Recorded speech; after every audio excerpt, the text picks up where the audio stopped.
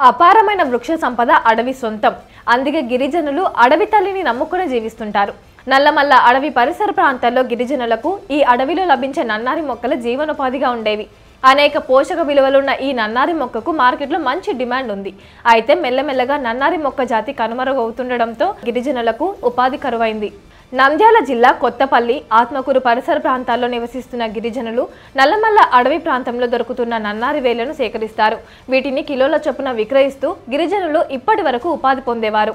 నన్నారి వేర్లతో తయారైన పానీయాన్ని కొన్ని ప్రాంతాల్లో షర్బత్గా, మరికొన్ని ప్రాంతాల్లో సుగంధ పాలుగా పిలుస్తారు. నన్నారి వేర్లు నలుపు, తెలుపు రంగుల్లో లభిస్తాయి. నల్లమల్ల పరిధిలో నల్ల రంగు వేర్లు అందుబాటులో ఉంటే కేరళ, కర్ణాటక, మైసూరు ఇతర రాష్ట్రాల్లో తెలుపు రంగులో లభ్యమవుతాయి. నల్లమల్లలో దొరికే నన్నారి వేర్లు రుచికరంగా ఉండటం వల్ల వీటికి మంచి డిమాండ్ ఉంది. అయితే ప్రస్తుతం అడవి ప్రాంతంలో నన్నారి జాతి దొరకకపోవడం వల్ల గిరిజనులు ఉపాధి లేక ఇబ్బందులు పడుతున్నారు.